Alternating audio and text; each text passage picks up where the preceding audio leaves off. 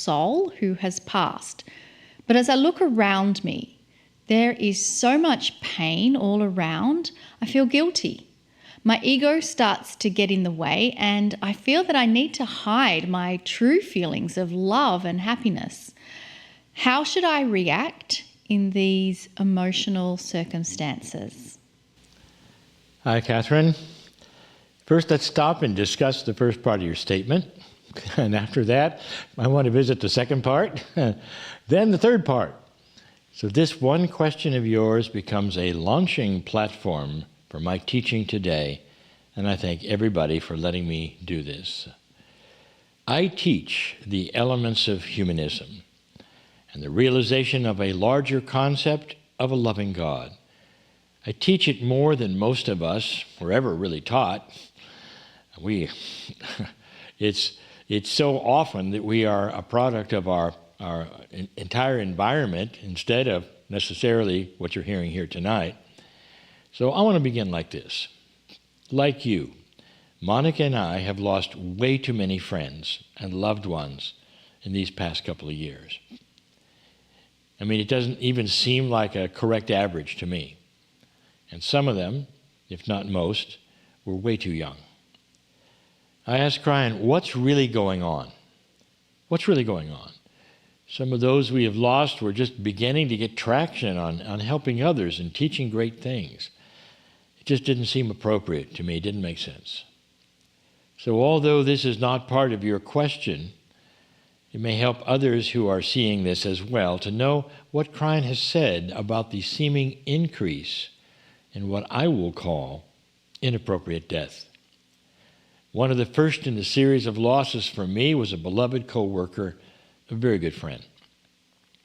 He was way too young and was a world-class healer and a kind of mentor for me on metaphysical things. I was angry that he was taken suddenly in his prime. Have you ever been angry at God? It was just shocking to me, the whole thing was. And Kryon let me grieve. And then some time passed before I ever got an answer from Kryon. Here it was, for the answer of why. This is from Kryon. In this shift, some of the more prominent old souls are going to leave us so that they can immediately come back, grow up, and continue their work in a fresher energy. The untimely death is the mechanism that allows them to be young again at a time when this planet will absolutely need them. It's part of a grander plan, and one that we all agreed upon. Now that all agreed upon, that was hard. The untimely death is the mechanism. I had a hard time with that too. You see, for me, I was grateful for the answer, but I was personally disappointed, and it had to be my friend. So here we are. That's my bias. That's my grief. That was my anger. But it was an answer. Then it happened again. Then it happened again. And that was just the first three. So Catherine, you're not alone in seeing what I will call a definite divine plan or pattern that is very real. You're not imagining it at all. Many who are not light workers are also passing to get them back to a place where they can be of more help to the planet as well, in a group that's ready to go at the next level, when they hit the ground running, you might say, but would not have done this at this time right now. It's all part of a bigger plan, I suppose. The next part of your description is all part of my strong past. I don't know if you knew that or not. The Grim Reaper. Like you, I was absolutely programmed that all of us were going to be judged. And most of us were going right to hell. After all, none of us were good enough. But wait, there was a way out of that horror with certain beliefs that required commitment to doctrines, ways of life, masters of the past, all to make this go away. It was only later that I realized that these things were the building blocks of most of human mythology. And just like countless cultures, we were just following the path that humans had taken for centuries. If you want to see this in history for yourself, Consider the books The Power of Myth by one of my favorite people, Joseph Campbell. Like you, I discovered and was shown a much bigger truth. In this bigger truth, I had all the love components that I really looked for in my church, but without the mythology of a judging, dysfunctional God. It was a belief that it didn't require structure or membership, but had all the wonderful, loving attributes of family that all of us love so much. You and I, and most who are watching this program, are still a minority, since mainstream religion is still very prominent in our culture. Now, add the linearity we are taught about spiritual beliefs. It's this or that with nothing in between. You can't be part of one religion and then add something from another or something you sensed. You're either one or the other and you commit to the doctrine. It's all or nothing. This linearity is seen clearly in our culture in the United States. Are you aware that there are now over 300 types of Protestant churches in the United States? And we're programmed to only be part of one church. Perhaps not even one of those, period. Stay in your box. My greater truth meets with puzzlement whenever I am asked about it. Quote, Lee, you mean you are not a member of any church and you're on your own in these beliefs? How is this possible? I've had that many times. It's like I somehow violated a sacred rule that does not allow for a human to love God on their own. That's exactly the way it feels. Certainly, you have to be in one of those boxes to behave. There's got to be rules, there's got to be structure. You know, it really shows how comfortably programmed most people are in this way. So finally, we get to the third part of your question. When you are at a funeral and you are inwardly rejoicing at a far greater and grander truth about someone's personal life and they've just passed, how do you participate in the sorrow and the grief that many have there without feeling guilty? Okay, that answer is something we teach, and you might recognize it. It's called compassionate action. Instead of becoming an outcast on how you are reacting, find a way to comfort those who are suffering. You never have to display your celebration of joy, but rather go inward and covert and reframe that and look for, who can I help today? To show my greater understanding of what's happening. And that what you do that is you're not sharing a difference about how you feel about the death. You're becoming compassionate. You look around, how can I find somebody and be with them to help alleviate their sorrow? You see, when you can do this, there is no guilt for you. And all people see is the love you are displaying in their presence. This works. Nice, huh? You can have all the joy you want to in comforting those around you. That came right from Kryon. We're not supposed to evangelize what we have here. We are to share it in ways that show kindness, love, and great compassion. This is our great gift. Along the way, others may see it and ask about it, so get ready with a good, compassionate, and loving answer that doesn't offend anybody, but instead gives them hope. A wonderful message for this time, and I'd like to take another question, and this one is still on this subject of transitioning, but it comes from Catherine in Kuala Lumpur, Malaysia. It's slightly different to what we just had, but I think it's still relevant. Kryon has mentioned our deceased family members have never left us and will always be a part of us as soul family. Kryon, I'm wondering if our beloved pets who crossed the Rainbow Bridge are part of that soul family. During the Circle of 12 sessions, I always see my deceased cats as my soul family members.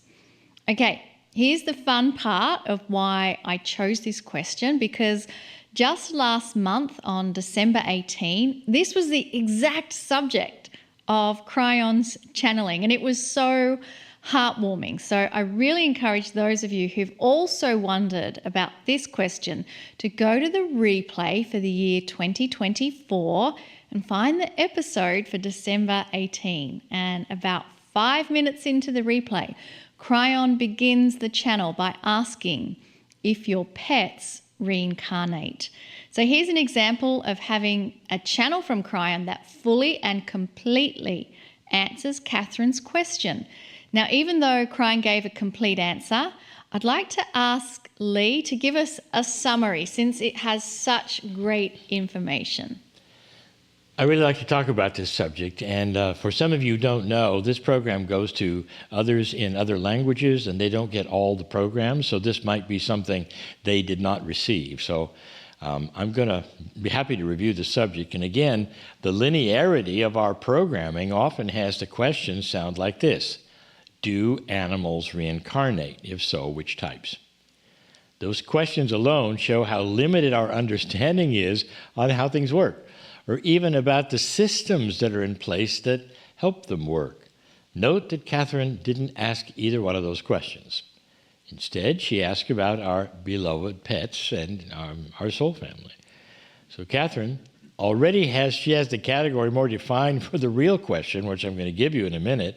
And it's not about animals, not really. It's about love.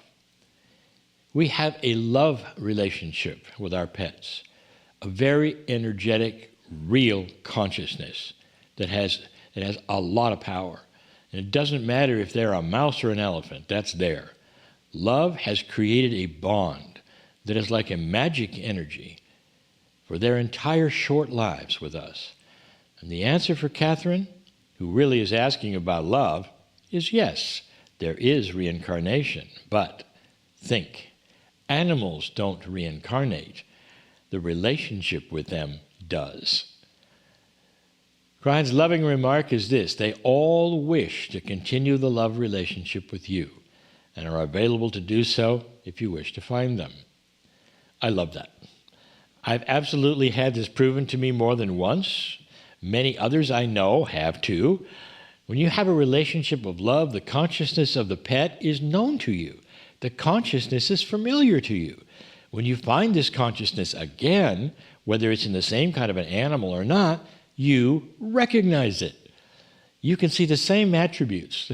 And whatever animal it is, you might have, again, the likes and the dislikes, even habits, good and bad, continue in that new animal. Again, Kryon's advice: when you lose a beloved pet, actively look for them to return in the next 90 days. This is the freshest time. Although they can return to you anytime, this is the best timing for this. Don't assume you know where they're going to be like, so the last time you found them, I'll go there. You can try that, but don't assume that's where they're going to be. Instead, look for and turn to your intuition to guide you to places where they can be found. Then look in the eyes of the animal. That's where you're going to see it. A message for you. I love you so much. I'm back. Let's keep the love going.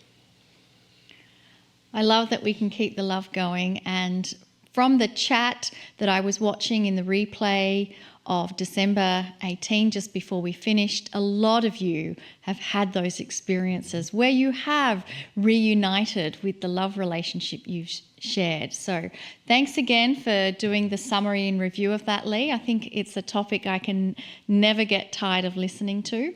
I'd like to take another question. This time it has to do with the end of life.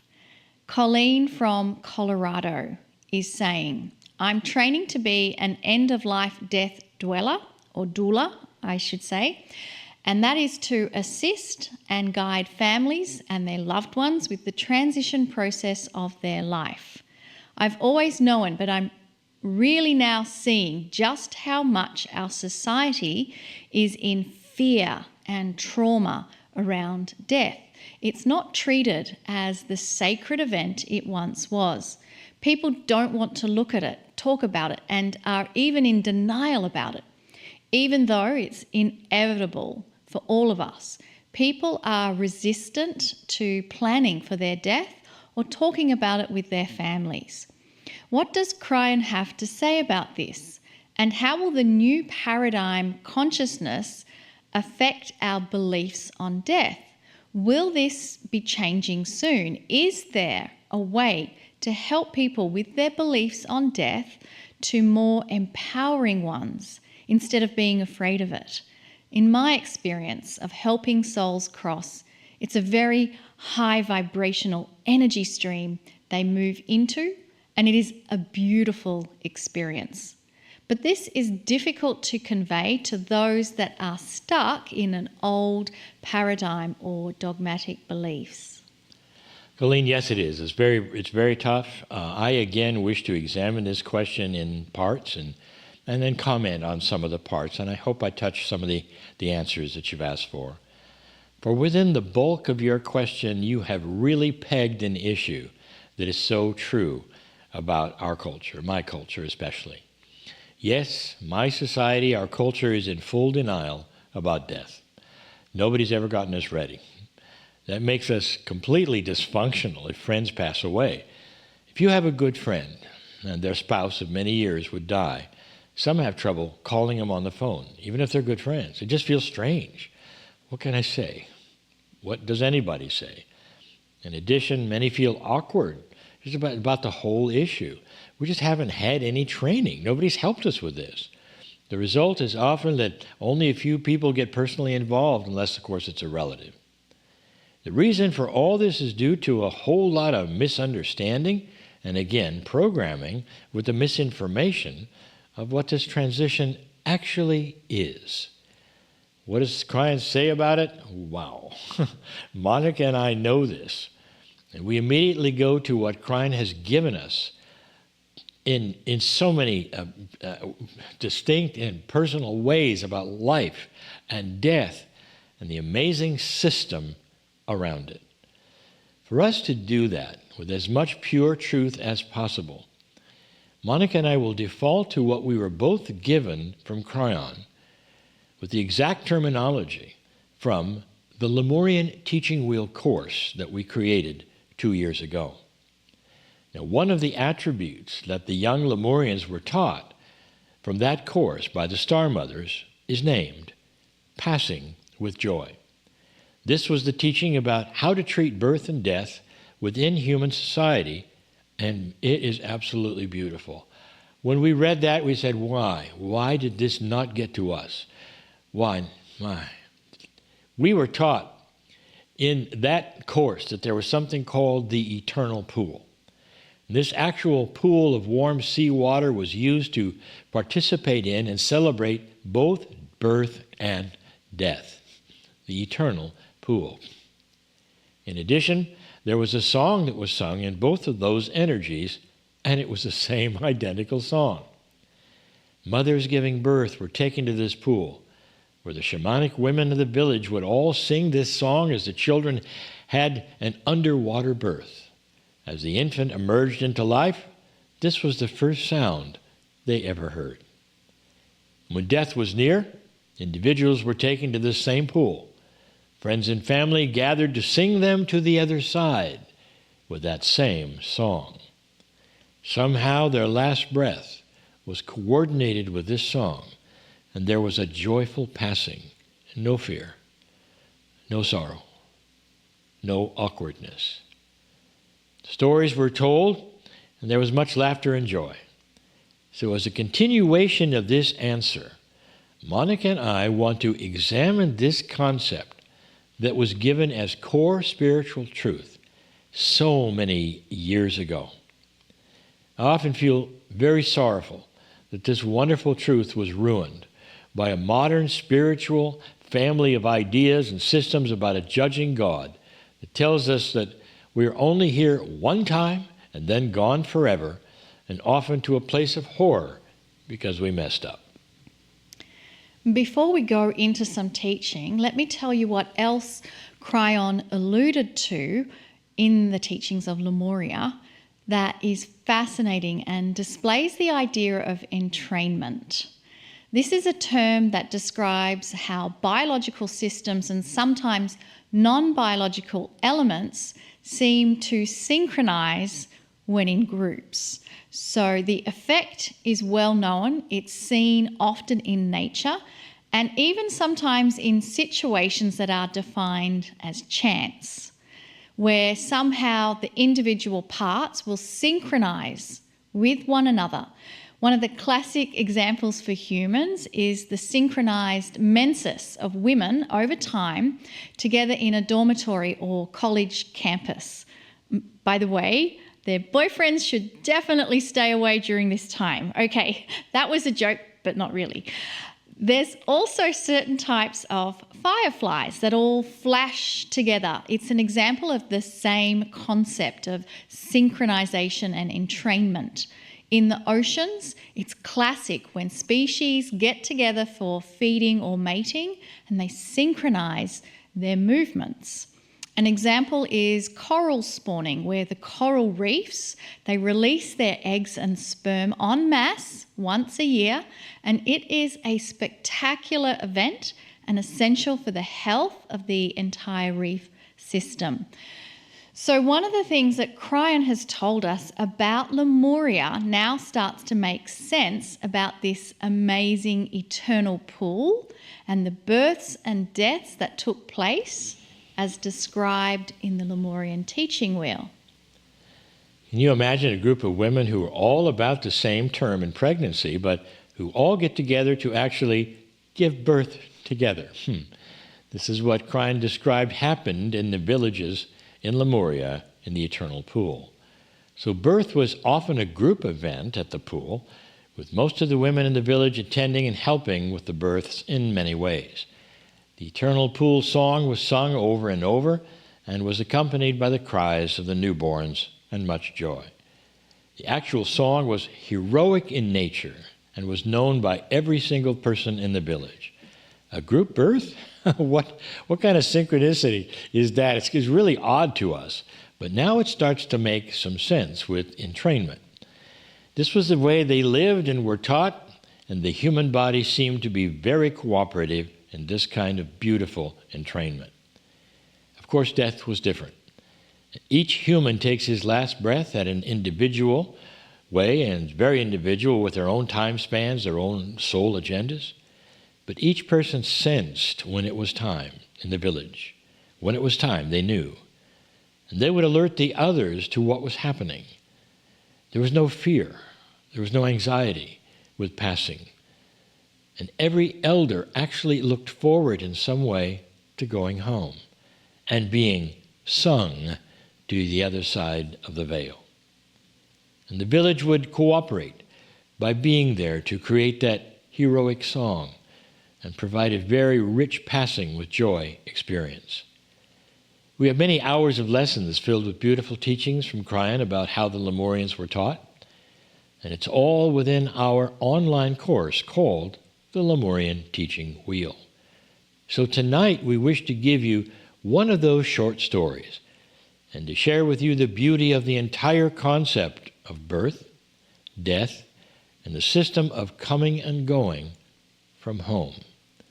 All taught by the Star Mothers, those from the stars who were there to personally teach the young students about a grand system of love. I'm going to let Monica set the stage, and we'll get into the storytelling that will take us right into a Lemurian village. So as we recall the lesson that we gave on the teaching wheel, I pull it back to Colleen's question and also her Akash, because Colleen, you are carrying core seed truth that you are acting upon in this time. You are correct. Death is a beautiful transition back home, and in terms of educating society around it, I believe our awakening is happening, and through messages from Kryon and through people from yourself, slowly these core truths will re-emerge. And so that's hopefully answering your question. It will happen. There's a re-emergence of these core spiritual truths. But what we'd like to do now is share some of the teachings that we've been given by Kryon. And I want to ask you to travel through time with me now. Let's go back to ancient Lemuria, thousands of years ago, where they sat at the feet of the star mothers. We meet our young adult Lemurian class in mid-lesson when they are first starting to work on the third and final adult concept of the child life spoke, which is taught on the Lemurian teaching wheel. But something was happening in the village. Not uncommon for their culture or for the women elders of the village. There was a stir happening and a meeting was called. The young adults had witnessed a stir before and they knew what it meant. The elder Shah women of the village had called a meeting. The meeting would be attended by only women, and only women who had been through the training of the shamanic teaching wheel. There are always some who will view this class and will ask, well, what did the men think of this, to be kept out of a planning meeting that involved the village? And again, we will tell you to put aside your cultural influence, the things from your own culture, and put yourself into the Lemurian culture. The men were delighted. They often called upon these wise elder women to help them with intuitive counselling, as well as what would the weather bring, or where might the fish be moving to. These women were also the doctors of the day, or the healers. They had the essences and the solutions for many illnesses and had saved many lives. So to continue the story, the men who hadn't gone fishing for the day gathered together with the rest of the village outside the decision tent to find out what was happening. And of course, our students received word that all classes were suspended for the morning. So this is the scene for our entire story. The entire village had gathered outside the tent and waited, but most of them knew what was happening. Makahi. That was the name of an elderly man who had been getting weaker and weaker this past year. Known in the past as Master Fisher, Makahi was revered by most of the men as the one who could talk to fish. And he'd been the teacher and the mentor to many of the men over the time that he had been alive. And in the past months, even some of the sons of the fathers of those men had been his students, and he'd been with him to make him as comfortable as possible. But most of the village knew he was dying, and they didn't want to think of losing such a wonderful man. Soon the women came out of the tent, and the announcement was made. Makahi was entering his time of transition, and the village needed to move Makahi and prepare the eternal pool. Now, we have discussed the eternal pool before, but this time we'll take you there with the adults of the village. Everyone but the very small children got to be part of the eternal pool during a transition, and it was considered an honor to go. The young adults in this Lemurian teaching wheel class, they were old enough, and they'd been a number of times before in the past years. All who could come were assembled, all together in this eternal pool. It was very quiet, and Makahi was carried into the pool. He had lost consciousness, but he was still very much alive. The mix of who got into the water and who stayed to watch was determined by a protocol that was kind of complicated. It depended on the gender of the one passing, along with the age, the family, the clan that they belonged to. But everyone took their place. Again, silence. A star mother had taken her place. She was always there for this, standing in a place that was always reserved for her or her sisters. And the ceremony began. I'm not going to give you the details. It takes about 2 hours, and it was complete.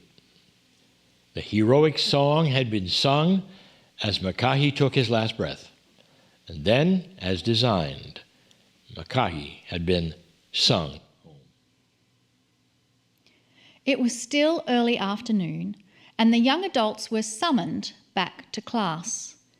As they arrived, some were very active and feeling uplifted, and a few had tears. They settled themselves, and the Star Mother came and took her place and spoke. Students, the ceremony you just attended fits right into our lesson for today. You just helped someone die, yet many of you are filled with interesting energy. The Star Mother turned to one of the girls. Dia, she called the girl's name. Dia immediately stood up, as was the protocol. The Star Mother continued. You had some tears. Did this event sadden you? Dia acted surprised. Of course not, Star Mother. I got to sing some of the favourite songs that we can only get to sing at the Eternal Pool. My tears were of joy and enjoyment of the time we all had. Dia, you enjoyed watching someone die? Remarked the Star Mother. Well, all the young people were wondering why the Star Mother was talking like this. I mean, the Star Mother knew the protocol and island culture as well as anyone. After all, she may have even originated them. Why would she ask such a question? Well, the Star Mother smiled, as if to let the students know she was just testing them. Dia sat down and the Star Mother continued. Class, what was your reaction the first time you attended a transition in the Eternal Pool? She asked. You are used to what happens now, but how about the first time? Did anything surprise you? Well, one of the young women stood up to speak. The Star Mother nodded to her. Star Mother, I for one was very surprised at the laughter and singing. I know what you taught us when we were children, but I didn't expect to see it so vividly at the Eternal Pool. It was joyful and happy, and the song that was sung when Elder Makahi passed, it was filled with heroic words and melodies. It has become one of my favourite songs. Here's a case where you listening here tonight might actually be ahead of the lesson that Monica and I are giving. This girl is referring to what the entire class had learned through the years on the teaching wheel spoke, called center return. This was one of the most magnificent perspectives that the Lemurians had and that were taught. It's a concept that these Lemurian students already know. But for you, here it is. It happens to be the sixth concept of the child life spoke, and it's called passing with joy. Passing with joy. Think for a moment about this. The eternal pool is also the birthing pool. When Makahi was born many years ago, the first thing his ears heard was the hero song that the girl in the class was speaking of right now. There were many names for that song, but that was hers, for each person had their own feelings about it. A beautiful song. At that moment in his birth, only the women were singing it, since only they were allowed in the eternal pool for birthing. But now, Makahi was hearing this same song as sung by his family and his friends as he exited his life. The Star Mothers had told the children and the adults many times, quote, there is no sting in death, only joy. As those in attendance were then singing Makahi to the other side. The students all smiled, and once again they realized how beautiful the Star Mothers were teaching about the cycle of life. Although far away, when it was their turn, they would understand, they would be ready, and they would not be fearful for such a joyful experience. So we ask all of you hearing this now in this program, is this Lemurian culture, all those thousands of years ago, ahead of us or behind us? When Kryon first channeled this information in 2017, He did it so that we could see the core information that was directly given from our star seeds. The teaching was some of the most loving and pure ideas ever given to humans for humans. And in the process, you can also see that none of these ideas were accompanied by any doctrines or rules or dogmas, prophets or worship. None of these ideas were accompanied by warnings or fear of a judgmental God.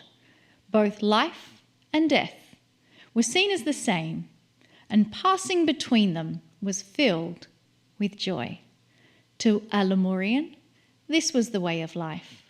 There was no separation between life and spirituality. Everything was considered part of the entire whole of all things they could see and not see. And so that concludes the passing with joy concept taught in Lemuria. And I'm so glad that we're able to share this concept with everyone. And I feel that these changes are taking place if we start looking at how even some funerals are reframed as a celebration of life. That in itself describes everything that the Star Mothers were teaching us, that moving between coming and going from home, we pass through those dimensions with joy. So anything else you want to add, Lee? No, it's just that every time we revisit anything that is so touching that has happened at Kryon has said, both birth and then passing, and those victory songs. By the way, that's what some of the students call them. Give you the hint. The heroic songs were then victory songs, and it's just so touching to me then to review it, and I hope everybody was okay with it when we tell it again. Absolutely. So that concludes our fourth Wednesday forum for the evening. We're going to take a break, and then when we come back, we'll continue with Miracle Moments and the Circle of 12.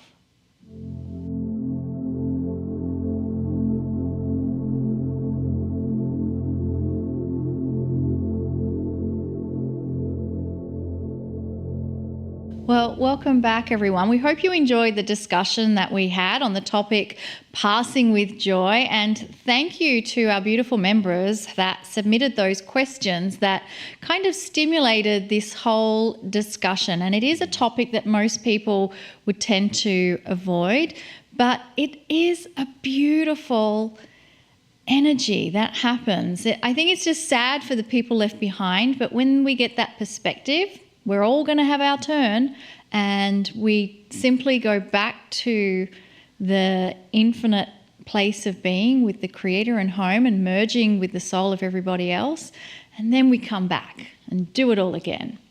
So sometimes this subject, again, it's treated with sadness, many tears, but we hope that what we shared with you this evening makes you really realize the transition itself is joyful and it's filled with spectacular energy. It's difficult to see, but that's why we are here studying mastery. We continue to remind you that there's a place, truly, honestly, in 3D for you to share your request for prayer and energy in your portal.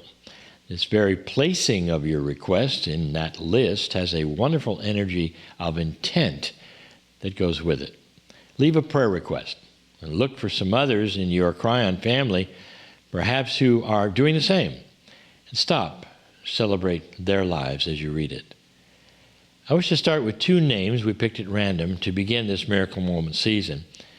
And we often take maybe two names are just randomly selected, no reasons, just random, and we give energy to them on this particular program. So let me give you the name, and let's do that. The first one is Sandra. I wish you to visualize and send compassion and solutions to Sandra. I say this each time, it's not needed for you to know the details. You just don't need to know them. That's the beauty of this. We surround Sandra with love, energy, compassion, and we hug her. I want you to visualize the situation, whatever she's asked for, to be solved, and see the joy that will accompany this for Sandra. Everybody can do that together. That's why we're here.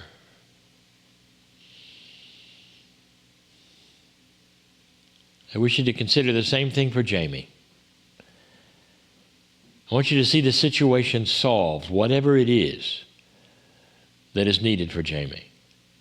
See the joy, again, that will accompany the solution. And that's what we do. We'll go right to where you see Jamie with everything solved and the joy that's there. Can we do that?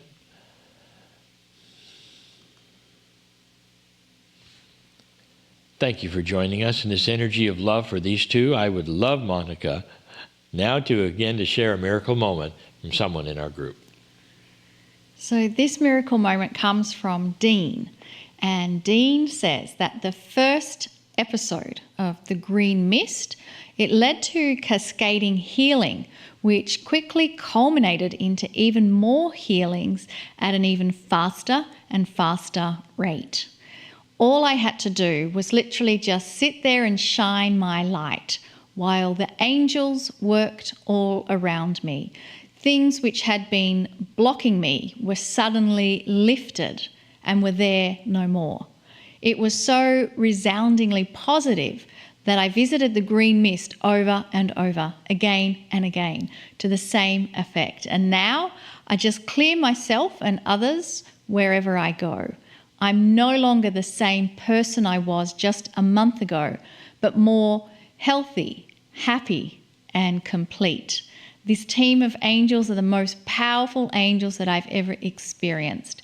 Our teams and our gifts will continue to get stronger the more we work with them.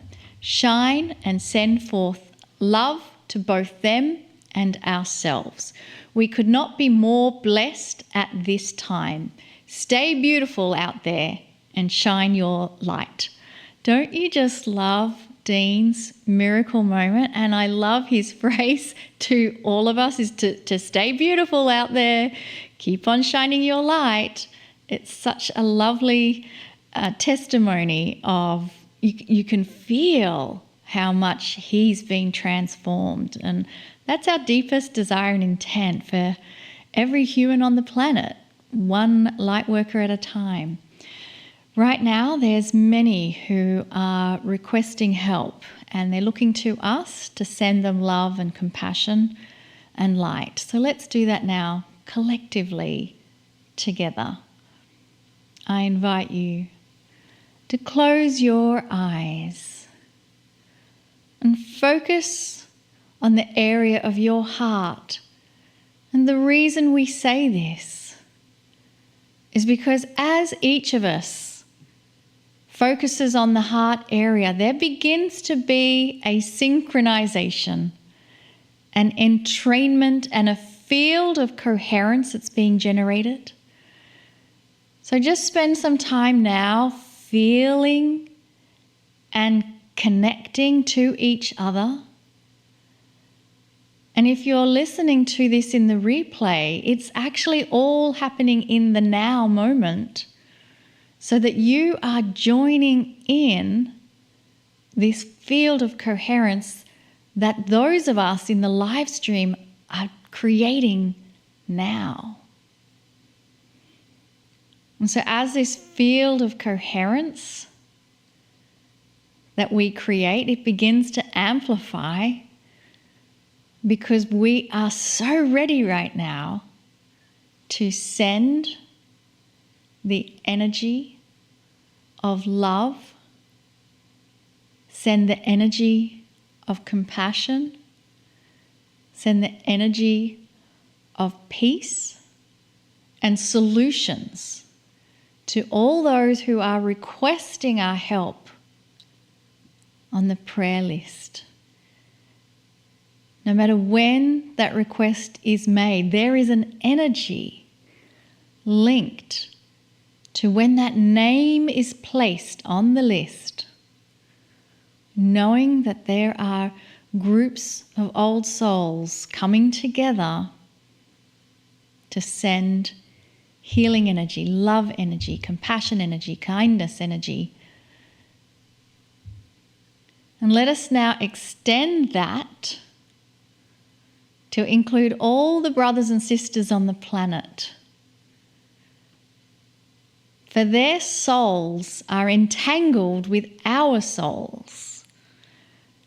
And the more we are using our collective group to touch that very essence of the soul, it's already impacting and touching the souls of everybody else on the planet.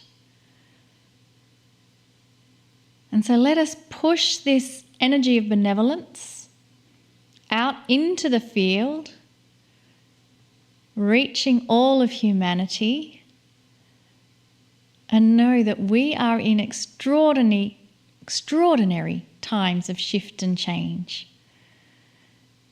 And that the changes we expect are filled with benevolence, positive expectations, and amazing outcomes. And with that, I thank you for joining in the transmission of love and compassion.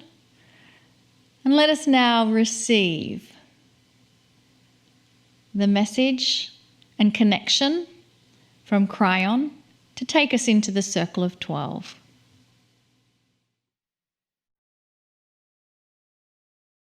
Greetings, dear ones. I'm Kryon. Come a little closer.